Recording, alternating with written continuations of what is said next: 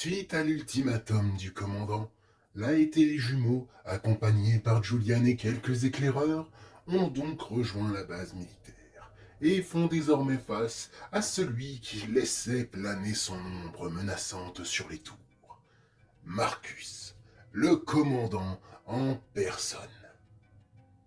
Il accueillit le groupe avec un léger sourire, en se levant pour venir serrer la main des jumeaux, mais ce sourire était froid et calculateur.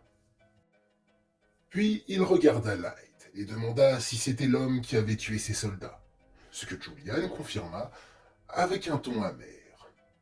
Le commandant regarda quelques secondes Light, suspicieux, puis il regarda son frère et ordonna que les jumeaux soient guidés jusqu'à leur nouvel atelier, et Light soit emmené dans une cellule, en attendant de décider de son sort. Light se fit donc escorter loin de Julian et des jumeaux, qu'il voyait s'éloigner. Il rentra dans un bâtiment militaire qui se trouvait au centre du camp et qui dénotait avec l'environnement champêtre où il se trouvait jusqu'alors. Cela lui rappela son arrivée dans les tours, mais l'ambiance était radicalement différente. Cette fois, il n'était pas invité, mais prisonnier, et pour de vrai. Et les soldats étaient moins sympathiques que les éclaireurs de la tour. La colère, la tristesse, la frustration continuaient de monter en lui, mais il ne fit rien et resta sagement dans sa cellule à attendre de savoir ce qu'on allait faire de lui. Alors, je vous propose d'aller écouter un peu aux portes et de nous intéresser à ce qui s'est passé du côté de Julian et Marcus, le temps de laisser Light un peu mijoter. En ce qui les concerne, ils avaient décidé de s'entretenir en privé dans la tente, Marcus servant un verre de whisky à son frère. Tu aimes toujours ça depuis le temps. J'ai ralenti ma consommation. Mais oui, j'en bois toujours de temps en temps.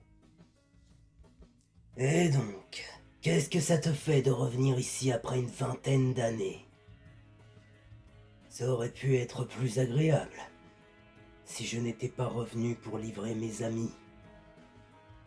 Tu sais que c'est pour le mieux. Ici, ils pourront mieux exploiter leurs capacités. Et ils pourront nous permettre de gagner cette guerre. La guerre a déjà été perdue depuis des années. Et tu le sais. Ce n'est pas parce que toi tu nous as lâchement abandonnés que les autres doivent en faire de même. Nous, durant ces 20 longues années, on a continué à chercher des solutions. Et toi, tu réussis à en obtenir une sans faire le moindre effort. Et pire, tu refuses de nous en faire profiter. Parce qu'entre vos mains, les jumeaux travailleront comme des esclaves. Ils ne feront plus ce qu'ils veulent, mais ce que tu leur ordonneras de faire. Et comme ça, ils avanceront plus vite sur ce qui compte vraiment. Les deux frères se regardèrent pendant plusieurs secondes, les yeux, dans une véritable baston de regard. On voyait presque les éclairs entre eux. Finalement, au bout d'une minute d'un silence pesant, Marcus lâcha l'affaire et dit à Julian: J'imagine que tu n'es pas seulement venu pour escorter tes précieux jumeaux en personne. Que veux-tu donc? Au vu de ce que tu m'as dit, j'imagine que tu comptes les garder jusqu'à ce que tu aies gagné ta guerre. Exactement. Et je suppose que rien ne te fera changer d'avis. Tout à fait. Et pour Light, que comptes-tu faire? Pour qui? Le jeune homme qui a tué tes soldats. Oh, lui. Eh bien, ça dépendra de lui. Il est vrai qu'il a tué des éléments de mon armée, et que ça m'embête beaucoup. Mais... s'il les remplace... en soi, je n'aurais peut-être pas perdu au change. S'il est aussi redoutable que mes hommes me l'ont décrit, et si tu t'inquiètes pour lui, c'est qu'il a suscité ton intérêt.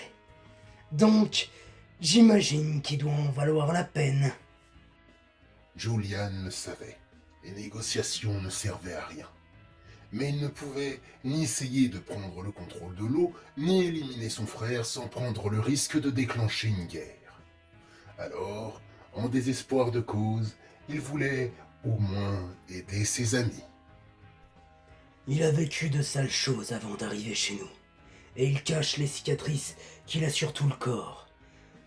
Alors ne sois pas trop dur avec lui s'il refuse de montrer son visage ou autre chose, s'il te plaît. Aussi, pour les jumeaux, ne les brutalise pas s'ils n'avancent pas assez vite pour toi. Ça ne les aidera pas à avancer de la manière que tu souhaites. Je prends note. Maintenant que nous en avons terminé, tu peux retourner dans tes tours.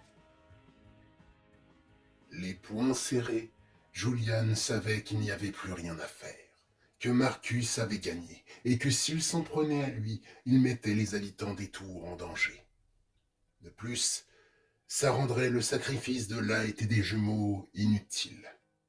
Quant à Marcus, je ressentais la satisfaction d'avoir gagné en lui, d'avoir écrasé celui qui lui avait fait de l'ombre durant tant d'années.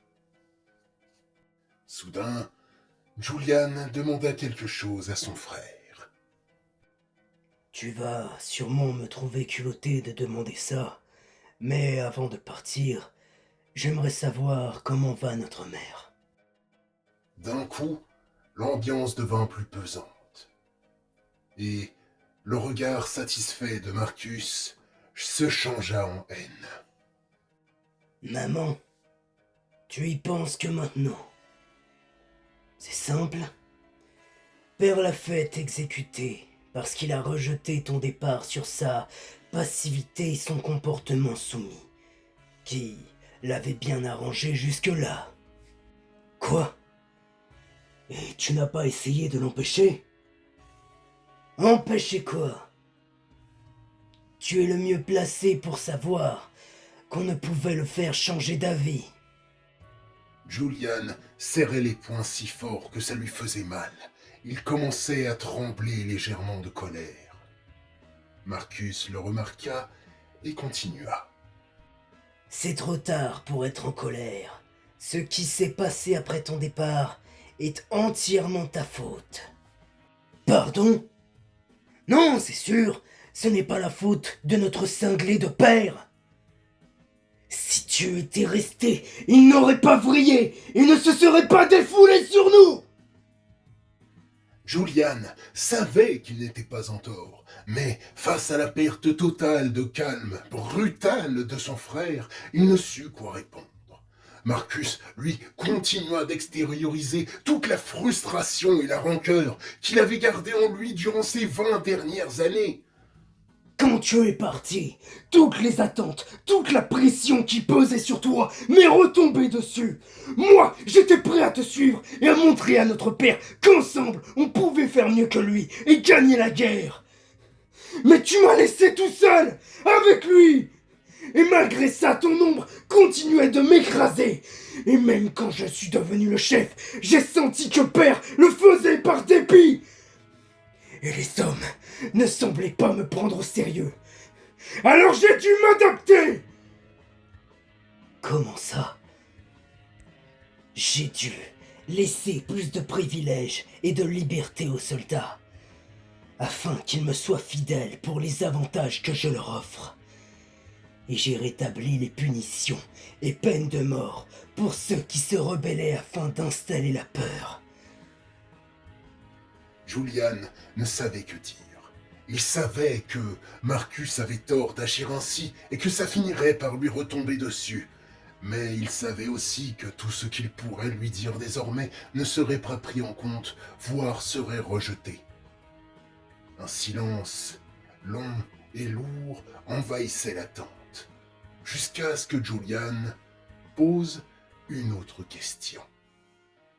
Et notre père, qu'est-il devenu après t'avoir passé le commandement? Il ne cessait de critiquer ma façon de diriger et continuait de me comparer à toi. Alors, je l'ai tué. Mais j'ai fait passer ça pour un acte de vengeance d'un citoyen lambda que j'ai tué pour qu'il ne puisse dire le contraire. Il n'avait jamais vraiment aimé son père, donc la mort de ce dernier ne l'attristait pas. Mais en revanche, Julian était choqué par la transformation de son frère en cet être sans pitié et prêt à tout pour avoir ce qu'il veut ou conserver son pouvoir. Et sans même s'en rendre compte, les mots suivants sortirent de sa bouche. Tu es devenu un monstre. D'un coup, un éclair de fureur explosa dans les yeux de Marcus, qui frappa de toutes ses forces Julian, le projetant au sol.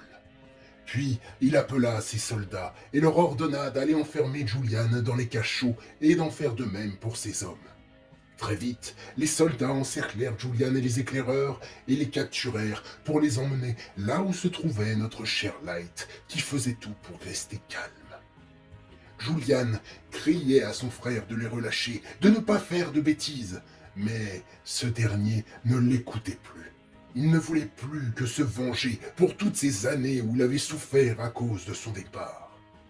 Il jeta le verre à moitié rempli de Julian au sol et but cul sec le sien, avant d'éclater ce dernier aussi. Quand le groupe arriva dans les cachots, Light les vit passer devant sa cellule.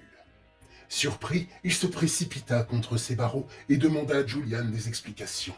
Mais les soldats tapèrent contre les barreaux avec leurs lances et ordonnèrent à Light de se taire.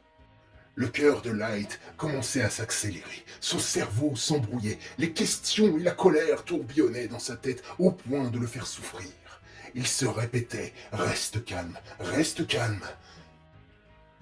Finalement, il alla s'allonger sur le lit de sa cellule pour essayer de se calmer, espérant que ça faisait partie d'un plan de Julian. De son côté, Marcus, aveuglé par sa rancœur, préparait un plan pour se débarrasser de son frère et de ses hommes, afin de l'effacer une bonne fois pour toutes de son existence et réduire ce qui pourrait ruiner son plan au silence. Quel est donc son plan? Va-t-il fonctionner? Est-ce que Light, Julian, les jumeaux et les éclaireurs ressortiront vivants de cette base? Vous le découvrirez la prochaine fois.